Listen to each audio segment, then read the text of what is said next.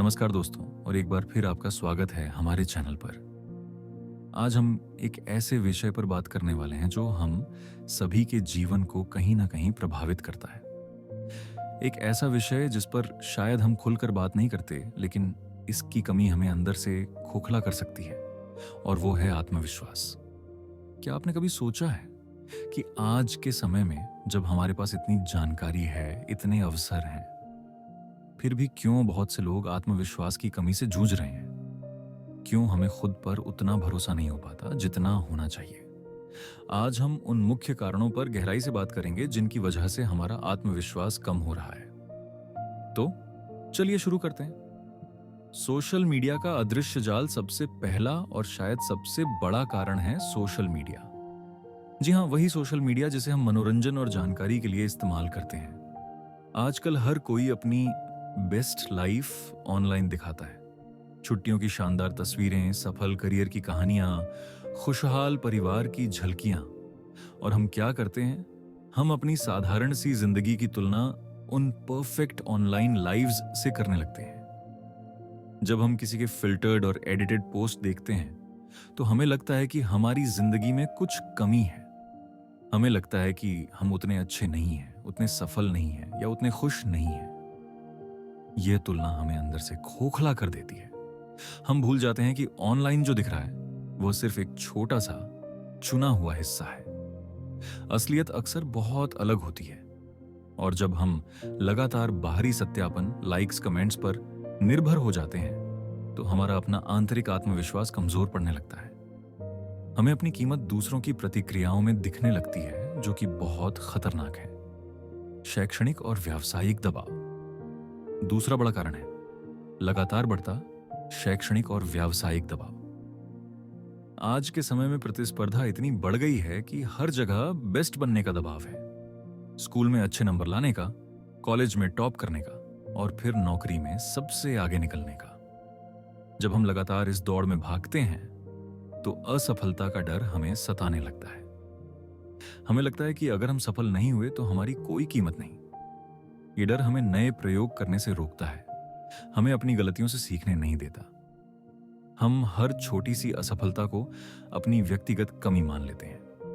और जब हम खुद को लगातार दूसरों से कंपेयर करते हैं, अरे उसने तो इतनी अच्छी नौकरी पा ली, वो तो इतना कमा रहा है, तो हमारा आत्मविश्वास कम होने लगता है। ये सोच कि मैं काफी नहीं हूं हमारे अंदर घर कर जाती है। बचपन के अनुभव और पालन पोषण हमारे आत्मविश्वास की नींव अक्सर हमारे बचपन के अनुभवों और पालन पोषण में रखी जाती है। अगर बचपन में हमें लगातार आलोचना का सामना करना पड़ा हो, या हमारे माता पिता ने हमें दूसरों से बहुत ज्यादा कंपेयर किया हो, तो यह हमारे आत्मविश्वास को चोट पहुंचाता है। देखो, शर्मा जी का बेटा कितना अच्छा है, तुम क्यों नहीं? ऐसी बातें हमारे मन में बैठ जाती हैं और हमें यह विश्वास दिलाती है कि हम कभी भी काफी अच्छे नहीं हो सकते। कुछ मामलों में अत्यधिक सुरक्षात्मक पालन पोषण भी आत्मविश्वास को कम कर सकता है। जब बच्चों को चुनौतियों का सामना करने या अपनी गलतियों से सीखने का मौका नहीं मिलता तो वे आत्मनिर्भर नहीं बन पाते। उन्हें लगता है कि वे अकेले कुछ नहीं कर सकते, जिससे उनका आत्मविश्वास डगमगा जाता है। बचपन में हुए किसी भी तरह के नकारात्मक अनुभव या आघात भी लंबे समय तक हमारे आत्मविश्वास पर गहरा असर डाल सकते हैं। नकारात्मक आत्मचर्चा अब बात करते हैं एक ऐसे दुश्मन की जो हमारे अंदर ही छिपा है। नकारात्मक आत्मचर्चा ये वह आवाज है जो लगातार हमारे दिमाग में चलती रहती है और हमें नीचा दिखाती है। तुम ये नहीं कर सकते, तुम हमेशा गड़बड़ करते हो, तुम काफी स्मार्ट नहीं हो। ऐसी बातें हम खुद से ही कहते रहते हैं। ये हमारा आंतरिक आलोचक होता है।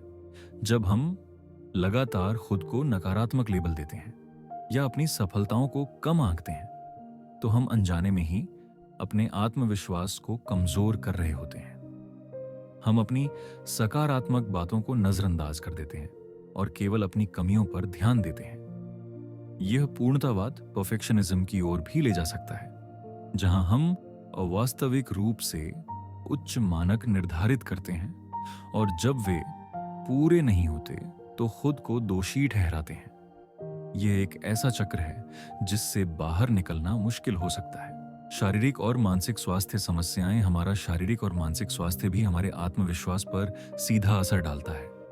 मानसिक स्वास्थ्य स्थितियां जैसे डिप्रेशन, एंजाइटी या सोशल एंजाइटी डिसऑर्डर आत्मविश्वास को बुरी तरह प्रभावित कर सकते हैं।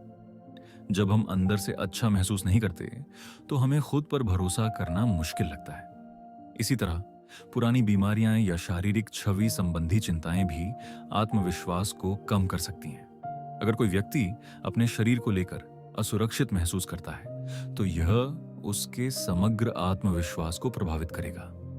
नींद की कमी, खराब पोषण और व्यायाम की कमी भी हमारे ऊर्जा स्तर और मूड को प्रभावित करती है, जिससे हम खुद को कमजोर और कम आत्मविश्वासी महसूस कर सकते हैं। सामाजिक और सांस्कृतिक कारक, अंत में सामाजिक और सांस्कृतिक कारक भी हमारे आत्मविश्वास को प्रभावित करते हैं। समाज में व्याप्त भेदभाव, चाहे वह लिंग, जाति, धर्म या किसी और आधार पर हो, व्यक्ति के आत्मविश्वास को तोड़ सकता है।